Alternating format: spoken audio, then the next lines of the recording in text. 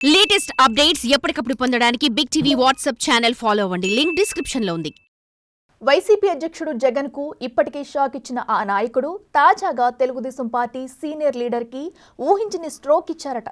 తనతో పాటు మరో 12 మందితో కలిసి ఫ్యాన్ పార్టీకి బై బై చెప్పిన ఆ నేత తనకు ఎర్త్ పెట్టాలని చూసిన టీడీపీ సీనియర్ కి వ్యూహాత్మకంగా జలక్కిచ్చారంటున్నారు. కీలకమైన తన పదవి కాపాడుకోవడానికి ఆయన వేసిన ఎత్తుగడతో పసుపు నేతలు అవక్కయ్యారట. ఇంతకీ ఎవరా వలస నేత? ఆయన గీసిన స్కెచ్ ఏంటి?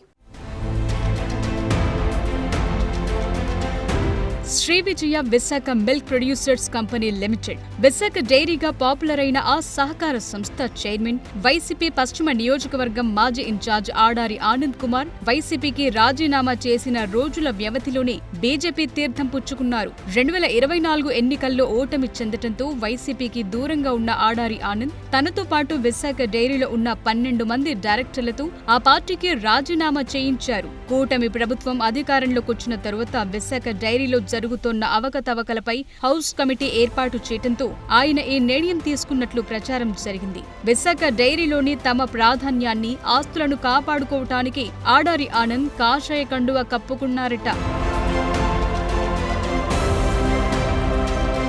ఉత్తరాంధ్రతో పాటు గోదావరి జిల్లాలో విశాఖ డైరీ పేరు తెలియని వారుండరు. 2,50,000 మంది పాడి రైతులతో లాభాల్లో నడుస్తున్న విశాఖ డైరీ వ్యవస్థాపకుడు ఆడారి తులసిరావు వారసుడిగా విశాఖ డైరీ చైర్మన్ బాధ్యతలు చేపట్టారు ఆడారి ఆనంద్ కుమార్. 2019 ఎన్నికల్లో అనకాపల్లి నియోజకవర్గం నుంచి టీడీపీ ఎంపీ అభ్యర్థిగా బరిలోకి దిగారు. అయితే ఆ ఎన్నికల్లో ఓటమి చెందటంతో కొంత గ్యాప్ తీసుకుని వైసీపీలో జాయిన్ అయ్యారు. 2021 నుంచి విశాఖ పశ్చిమ నియోజకవర్గం వైసీపీ ఇన్ఛార్జిగా బాధ్యతలు నిర్వహించారు. 2024 ఎన్నికల్లో వైసీపీ నుంచి బరిలో దిగి ఓటమి పాలయ్యారు. 2024 ఎన్నికల్లో కూటమి ప్రభుత్వం భారీ విజయం సాధించడంతో అప్పటి నుంచి వైసీపీకి రాజకీయాలకు పూర్తిగా దూరంగా ఉంటూ వచ్చారు. 2024 ఎన్నికల్లో పశ్చిమ నియోజకవర్గం నుంచి వైసీపీ అభ్యర్థిగా పోటీ చేసిన ఆడారి ఆనంద్ కూటమి అధికారంలోకి వస్తే పార్టీ మారిపోతారని అప్పట్లోనే ప్రచారం జరిగింది. 2019 ఎన్నికల్లో టీడీపీ నుంచి, 2024 ఎన్నికల్లో వైసీపీ నుంచి పోటీలో దిగిన ఆడారి ఆనంద్ సడన్ గా బీజేపీలో చేరటానికి విశాఖ డైరీనే కారణమంటున్నారు. ప్రతిరోజు 8,50,000 లీటర్ల పాలను సేకరించి వ్యాపారం చేస్తున్న విశాఖ డైరీ ఆస్తులను అక్రమాల ఉచ్చు బిగుసుకోకుండా తన సొంత ఇమేజ్ ను కాపాడుకోవటానికే ఆయన కూటమి బాట పట్టారట. విశాఖ డైరీ ఆస్తులను మళ్లించి ఎన్నికల్లో ఖర్చు చేశారని ఆడారి ఆనంద్ పై ఆరోపణలొచ్చాయి. దానికి తోడు సొసైటీ కింద ఉన్న విశాఖ డైరీని తరువాత కార్పొరేట్ సంస్థగా మార్చేశారన్న అభియోగాలున్నాయి. రైతుల కోసం ప్రభుత్వం డైరీకి కేటాయించిన భూములను కూడా ఆడారి ఆనంద్ కుమార్ ఫ్యామిలీ సొంతం చేసుకుంటున్నారంటున్నారు. అందుకు సంబంధించిన ఫిర్యాదులను అసెంబ్లీ సాక్షిగా విశాఖ నగర ఎమ్మెల్యేలు ఆధారాలతో సహా బయటపెట్టారు. దాంతో విశాఖ డైరీలో జరుగుతోన్న అక్రమాలను బయటకు తీయటానికి 6 ఎమ్మెల్యేలతో హౌస్ కమిటీ ఏర్పాటు చేసి నివేదిక ఇవ్వాలని స్పీకర్ ఆదేశించారు.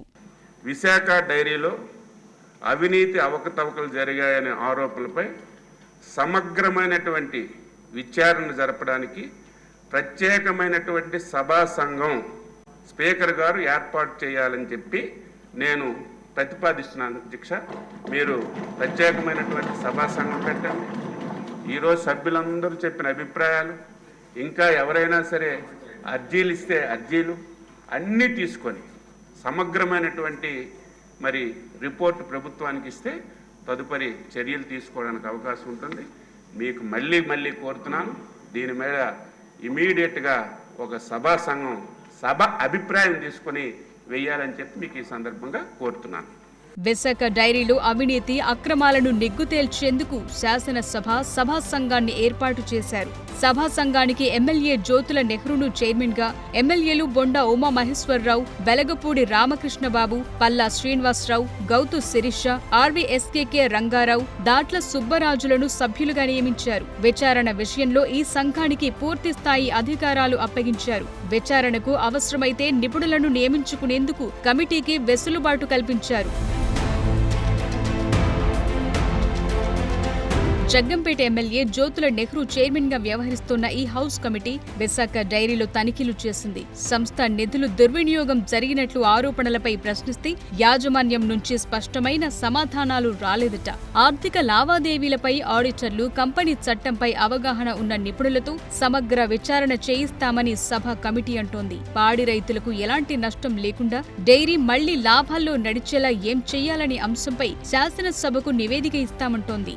మరోవైపు శ్రీకాకుళం, విజయనగరం, విశాఖపట్నం, తూర్పుగోదావరి జిల్లాల రైతులతో కూడా హౌస్ కమిటీ సమావేశాలు నిర్వహిస్తోంది. విశాఖ డైరీలో జరుగుతున్న అక్రమాలను బయటకు తీయటానికి విచారణను వేగవంతం చేసింది.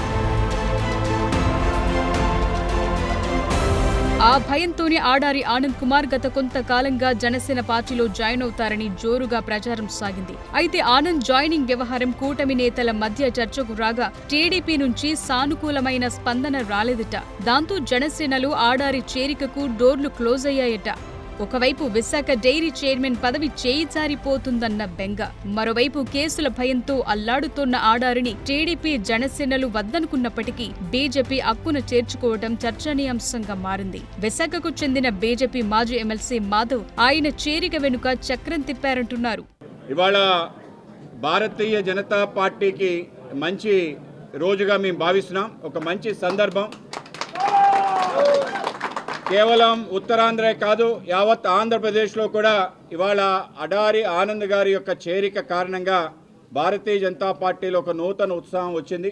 సో ఆ విధంగా ఈ యొక్క సందర్భంలో అడారి ఆనంద్ గారి యొక్క రాక ఏ విధంగా అయితే క్రీస్తు శకం, క్రీస్తు పూర్వం అనే ఏ విధంగా మాట్లాడుతున్నా, అలాగే ఆనంద్ గారి రాకతో మా ప్రాంతానికి, ముఖ్యంగా ఈస్ట్ గోదావరి జిల్లాకు కూడా పెద్ద ఎత్తున అనేక మంది పార్టీలో చేరే విధంగా ఇది కారణభూతం అవుతుంది. కనుక ముందుగా ఆయనకి ధన్యవాదాలు, అభినందనలు తెలియజేస్తూ, అసలు ఉమ్మడి విశాఖ జిల్లాకు చెందిన కొంతమంది టీడీపీ సీనియర్ల ఒత్తిడి వల్లే విశాఖ డైరీపై హౌస్ కమిటీ వేశారట. తన కుమారుడి కోసం ప్రతిష్టాత్మకమైన విశాఖ డైరీ చైర్మన్ పదవిపై కన్నేసిన టీడీపీ సీనియర్ నేత ఈ హౌస్ కమిటీ ఏర్పాటు చేయించేలా ఒత్తిడి తీసుకొచ్చారంటున్నారు. హౌస్ కమిటీ విచారణలో విశాఖ డైరీలు వైసీపీ హయాం నాటి అక్రమాలు వెలుగు చూస్తున్నాయంటున్నారు. ఆ కమిటీ నివేదిక స్పీకర్ కందితే ఖచ్చితంగా ఆడారి ఆనంద్ పదవికి ఎసరొచ్చి ఆయనపై చర్యలు తప్పవన్న ప్రచారం జరుగుతోంది.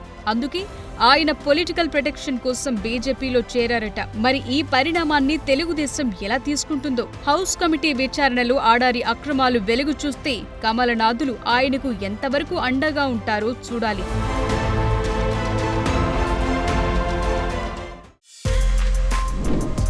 For more videos like this, subscribe Big TV channel.